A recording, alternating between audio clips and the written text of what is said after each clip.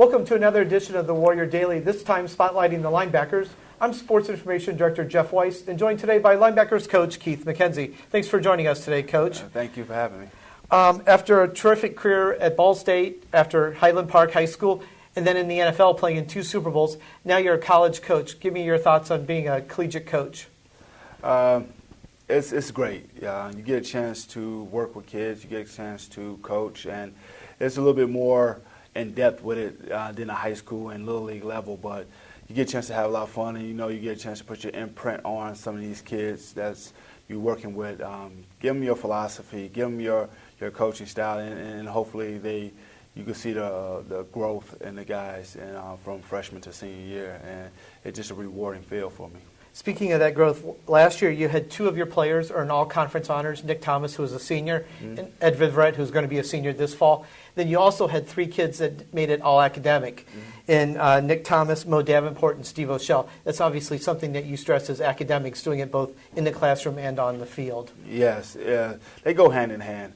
I always try to inform kids that, and the guys I work with, that football is fun. Football, you have a great time doing football, playing football, but academics to me is more important because, and I always give them the example. I played in the NFL, and when I was done, I was 31 years old. So what do you have to fall back on? So the education that you get from whatever college you go to is very important because that's going to shape and mold the rest of your life, and that's going to put you in position to survive and continue to thrive once football is over.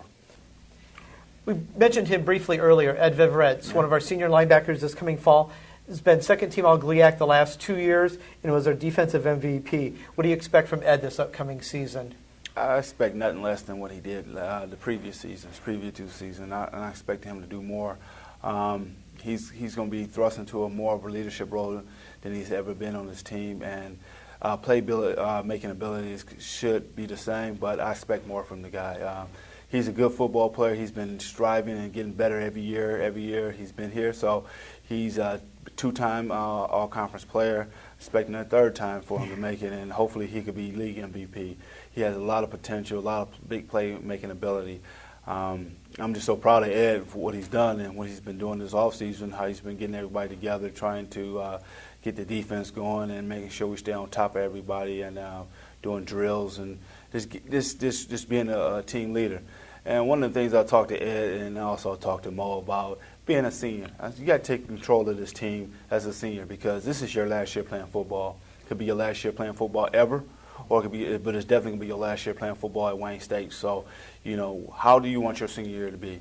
Don't let anybody slack off. I as a senior at Ball State, I did the same thing with the guys on our defense. I didn't slack off. I grabbed those guys and tried to make my senior year be great.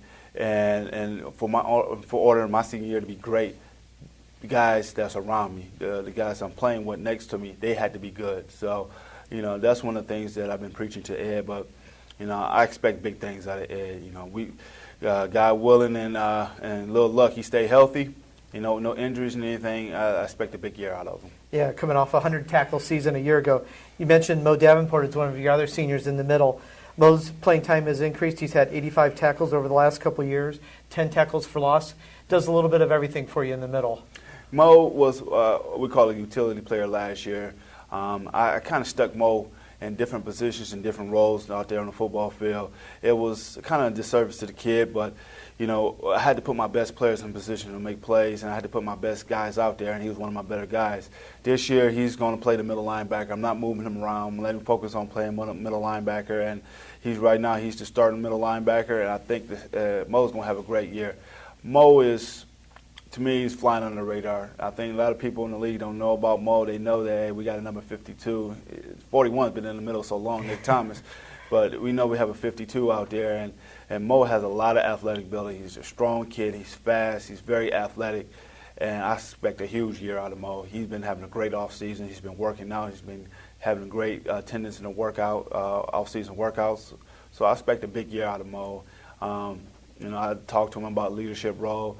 Moe's going to be Moe. Moe's a quiet guy. He's a little reserved, but he's going to take control out there on our football field, and I have all the confidence in the world that he'll get the job done. Yeah, and Moe's actually going to be a 4th-year senior. His freshman year, we're almost decimated by injuries at the linebacker spot halfway through the year. Had to take off the redshirt and put Moe into the lineup. Yeah. The other starting outside linebacker is Steve Oshell, a two-time academic All-GLIAC excellence selection, has over 100 career tackles. Give us a little bit about Steve. Steve is that guy. You know, when you have that guy that does everything you ask him to do, and he does it well.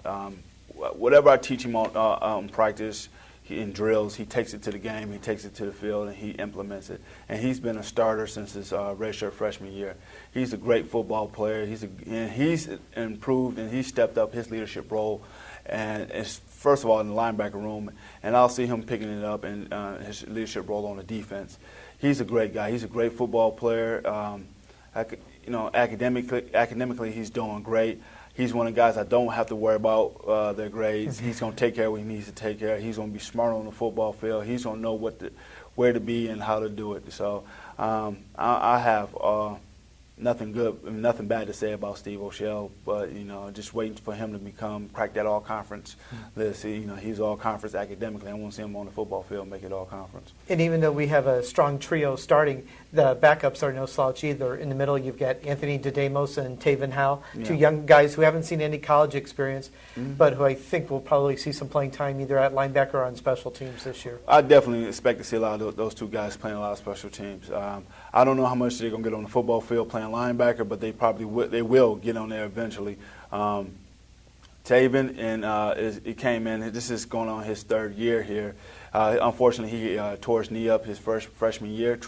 So he's been fighting that, getting himself back, getting his legs up underneath him. But he's been having a good off-season conditioning, and he's been doing well. I expect a lot of big things from him. He showed me some things in the spring where, for a kid that hadn't really played a lot of football in college, he's behind the gun, but he's picking it up.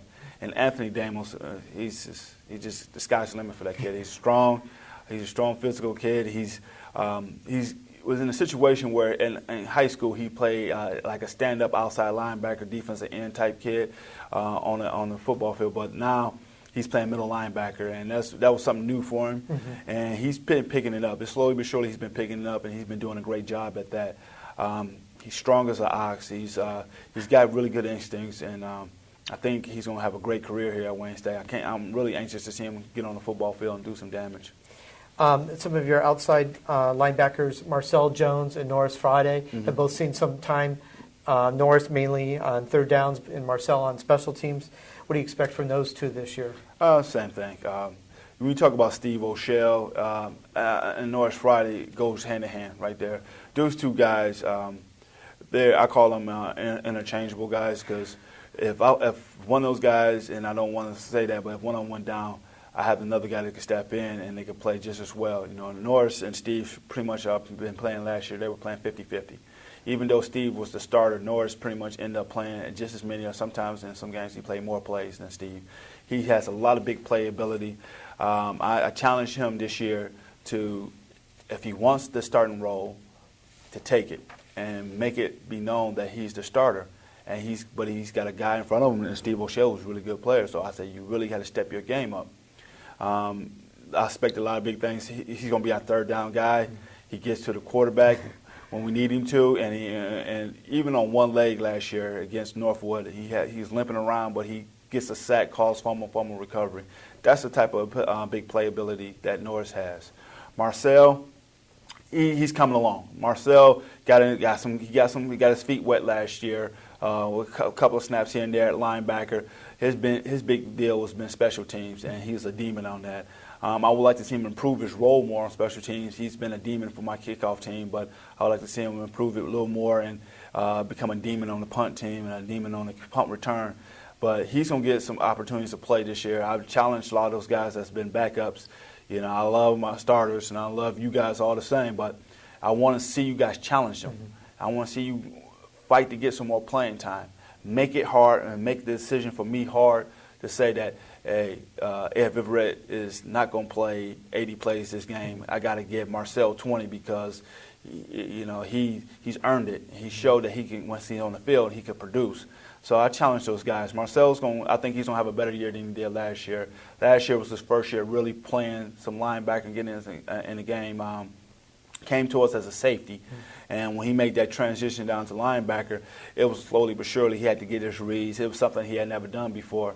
And he had to get his feet underneath him. He had to learn how to play the position. So I think he has a good grasp and good handle of what's going on at the linebacker position. But I think he'll be a good addition, and he'll add a little depth to the linebacker core. And finally, two other gentlemen that redshirted last year, Idris Habdi and Juwan Gamble.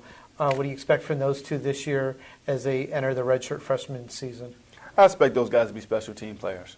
Right now, I expect I think we have a good two deep going at linebacker where those guys, if they do well enough in fall camp and they show that they can crack the two deep, then they will. Everybody has an opportunity in my room. But at the same time, their roles is going to have to be mainly special teams. They're going to be. That's what we're going to account for those guys to give us the depth, give us the big playability at that special teams role. Both those guys are really good football players. They're athletic, they're young, they're strong, and they're bigger. They're bigger than we've been at linebacker. Those freshmen, Anthony, Dries, and Juwan, they're coming in right now.